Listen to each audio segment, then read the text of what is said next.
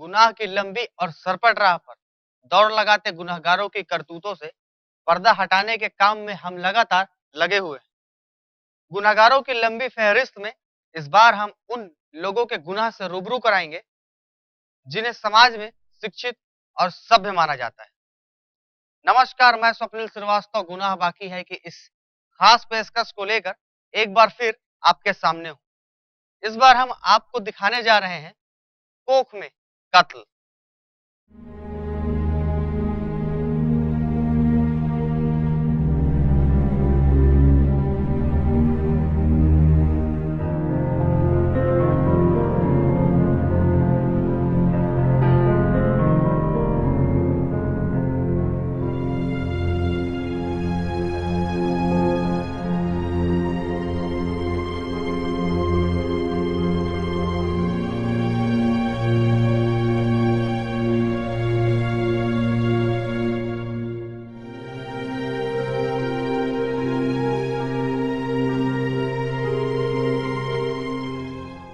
कोख में कत्ल, जी हाँ, कुछ इसी तरह के जघन्य अपराध को अंजाम तक पहुंचाने के लिए चिकित्सा रूपी दुकानें हर रोज खुलती हैं। चिकित्सा जिन्हें लोग भगवान का दर्जा देते हैं, वो बड़ी बेबाकी से उस भ्रूण की हत्या कर देते हैं जो कोख में पल रहा है। इसके लिए सिर्फ कथित चिकित्सक जिम्मेदार नहीं है, बल्कि वो लोग भी कत्ल के बराबर के हिस्सेदार हैं जिनकी रजामंदी से कोख में कत्ल जैसा संगीन अपराध हर दिन जन्म ले रहा है। कोरबा समेत राज्य के दूसरे शहरों में खुलती हैं हर रोज ऐसी दुकानें जहां बेखौफियत से होता है कत्ल। कत्ल के एवज में मिलती है मोटी रकम और कातिल कत्ल पर कत्ल किए जा रहा है। जो कातिल है वो सभ्य समाज में भगवान का दर्जा रखता है। एक ऐसा भगवान जिसके खंजर से न जाने कितने कत्ल हो गए और कानून की नजरों में पाक साफ बना रहा। हम बात कर रहे हैं ऐसे डॉक्टरों की जिनके निजी नर्सिंग होम्स में हर दिन कोख में कत्ल का कारोबार अब आधुनिक समाज के लिए फैशन का हिस्सा बन चुका है। हम बात कर रहे हैं ऐसी माओं की जिन्होंने या तो बेटे की चाह में बेटी का कत्ल कोख में ही करवा दिया, या फिर उन कथित महिलाओं की जिन्होंने अवैध संबंधों के प्रतिफल को किसी नाली में फेंक दिया, या फिर सड़क के किसी कोने में जानवरों की भूख मिटाने का सामान बना दिया। कोरबा शहर में पिछले दिनों मिले कई नवजात के शव इस बात की गवाही देते हैं कि कोख में कत्ल कर देने का खेल बड़े पैमाने पर चल रहा है।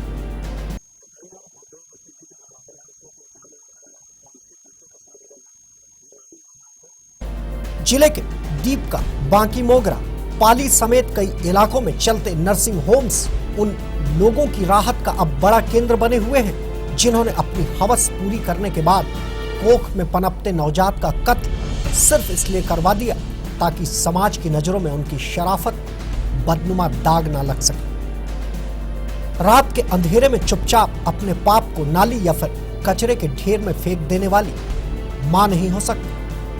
स्याह रात में पाप को ठिकाने लगाने वालों के चेहरे दिन के उजाले में कानून को भी नजर नहीं आते। तभी तो कानून महज मर्ग पंजी में नवजातों के मिलते शव के आंकड़े दर्ज करता चला जा रहा है। जिले में पिछले कुछ महीनों में मिले नवजात के शव इस बात का प्रमाण दे रहे हैं कि लोगों ने लिंग का परीक्षण कराकर उस भ्रूण की हत्या करवा दी जो कन्या है। हालांकि नालियों में या फिर सड़क के किनारे मिले नवजातों के शव उन लोगों के पाप के किस्से भी बयां कर रहे हैं जिन्होंने महज अपनी हवस पूरी करने के लिए सब कुछ किया और दिन के उजाले में दामन को पाक बनाए रखने के लिए गुनाह की वो राह चुनी जहां पर कत्ल करने से पहले उनकी रूह तक नहीं कांपी। जिले में मिले नवजातों के शव का ही महज जिक्र करें तो अधिकांश शव ऐसे थे जिनकी उम्र कोख में केवल 3 या फिर 4 महीने से ज्यादा की नहीं थी। बांकी मोगरा में नाली में तैरते अविकसित नवजात का शव भी करीब 5 महीने का था, जिसे किसी ने बड़ी ही बेरहमी से नाली में फेंककर अपने दामन को पाक कर लिया।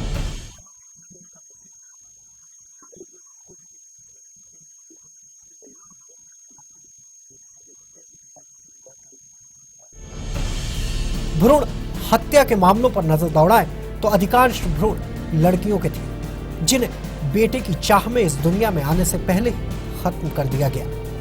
हालांकि भ्रूण का लिंग परीक्षण करवाना कानून की किताब में गुनाह है, मगर रुपयों के हवस के आगे जज्बातों और संवेदनाओं की जगह खाली नजर आती है। तभी तो शहर और आसपास के कई इलाकों में भ्रूण का लिंग परीक्षण ही नहीं होता, बल्कि धड़ल्ले से भ्रूण की हत्या की जा रही है। भारतीय दंड विधान में धारा 312 से आगे गर्भपात से संबंधित प्रावधान बनाए गए हैं।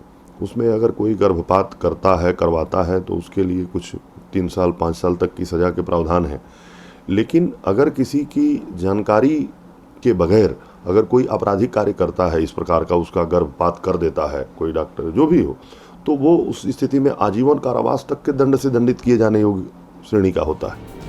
कोख में भ्रूण की हत्या कर देने के बाद किसी पन्नी या फिर कार्टून में रखकर शव को आसानी से ठिकाने लगा दिया जाता है।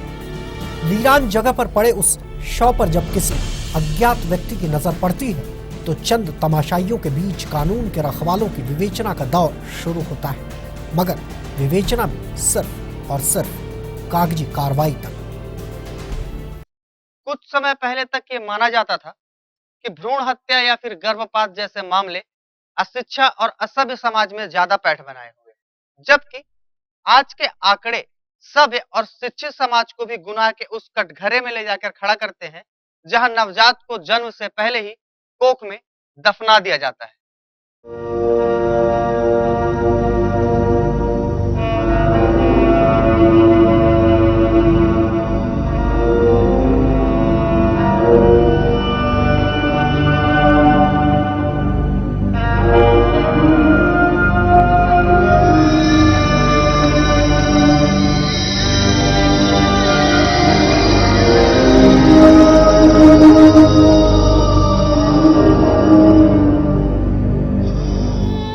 काश कोख में पलता भ्रूण बोल पाता, काश वो नवजात उस खंजर को रोक लेता जो उस तक पहुंचकर उसका अस्तित्व इस जहां में आने से पहले ही मिटा देता है। अगर भ्रूण बोलता तो भीतर से केवल एक ही आवाज सुनाई पड़ती, मां मुझे जीना है।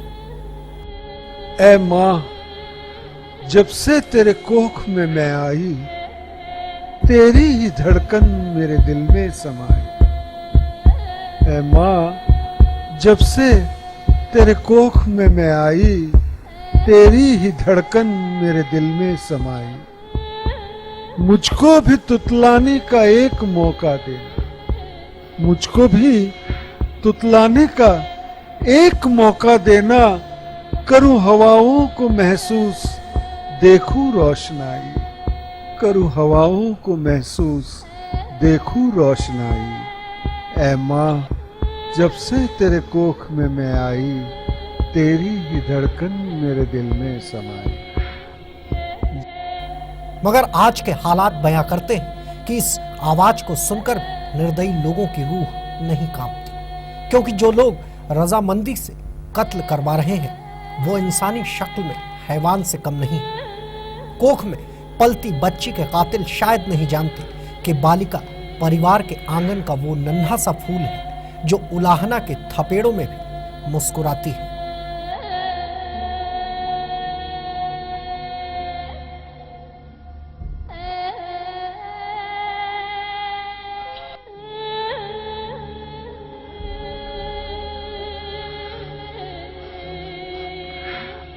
त्याग की खाद में फल फूल कर दुख रूपी पतझड़ में भी मजबूती से वो खड़ी रहती है।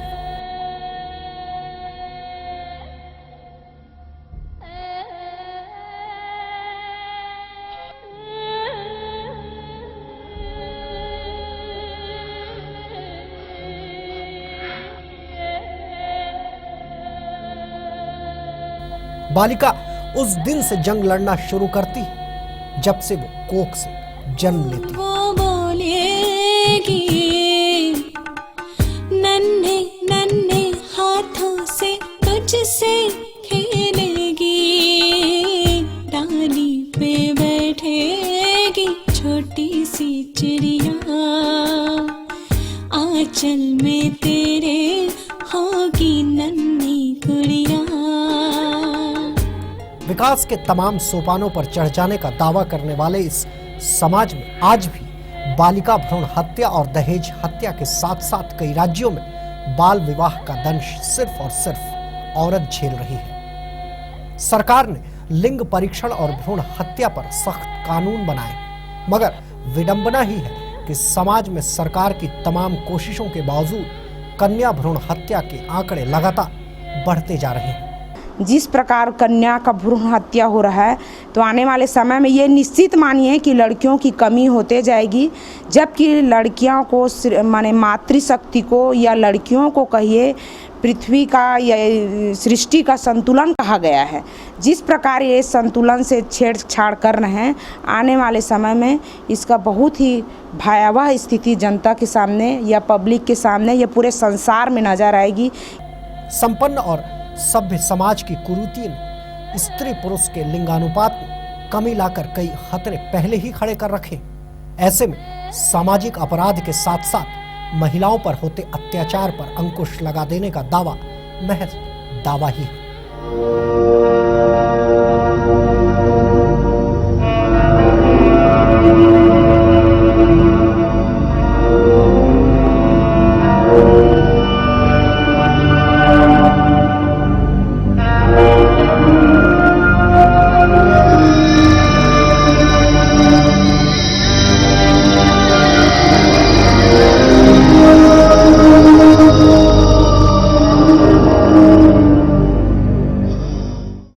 केंद्रीय सांख्यिकी संगठन ने जो सर्वे रिपोर्ट पिछले दिनों भारत सरकार को सौंपी है, उसके मुताबिक देश के 563 जिलों में 80% लिंगानुपात के आंकड़े लगातार कम हुए हैं। हालांकि सरकार ने 2016 से 2017 में घटे लिंगानुपात के आंकड़ों को 950 तक पहुंचाने का लक्ष्य रखा है, जो आज के हालात में संभव नहीं लगता। इधर 3 दशक में 42 लाख से लेकर 1,26,00,000 कन्या भ्रूण की हत्या कर दी गई। सरकार कानून बनाकर कठोर सजा देने की बात तो कहती है, मगर आंकड़े गवाह है कि कानून के साथ आंख मिचौली का खेल बदस्तूर जारी है। जिले का स्वास्थ्य महकमा चैन की नींद सो रहा है और हर दिन कई कत्ल कोख में हो रहे हैं। वक्त पर कार्रवाई की बात करने वाले स्वास्थ्य महकमे के अधिकारी या तो हकीकत से वाकिफ नहीं होना चाहते या फिर रुपयों की बेड़ियों ने उनके पैर जकड़ रखे। क्यों मारा मासूमों को? इनका क्या कसूर था? क्या महज लड़की होना अपराध है? बड़ा सवाल। कोख में कत्ल कब तक? क्योंकि हर साल कोख में होती है 7 लाख कन्याओं की हत्या। मां, मुझे भी जीना है। इस निजी नर्सिंग होम के विज्ञापन से पटी दीवार को देखकर आप अंदाजा लगा सकते हैं कि यहाँ क्या कुछ नहीं होता होगा।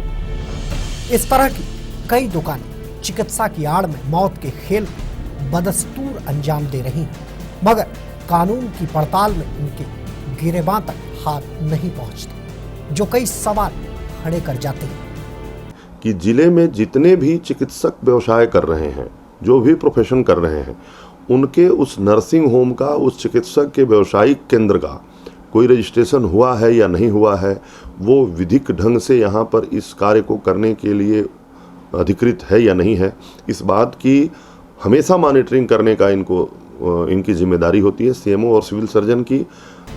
हम भ्रूण हत्या के उन आंकड़ों से आपको वाकिफ करवाते हैं जिसे केंद्रीय सांख्यिकी संगठन ने भारत सरकार को हाल ही में सौंपी।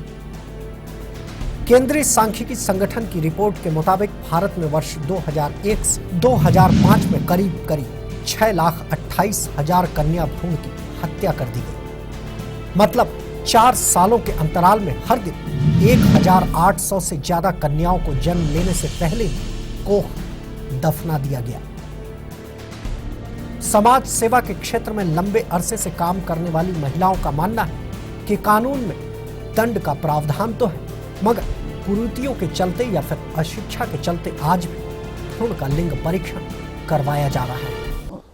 लड़की हो या लड़का हो, आज मतलब आज इस समझो समाज में जब आते हैं, जन्म लेते हैं, तो उनके साथ में एक समानता होनी चाहिए, एक नज़रिया होनी चाहिए। तो बड़े बड़े घरों में भी ये होता है कि लड़कियां हो गई तो मायूस हो जाते हैं।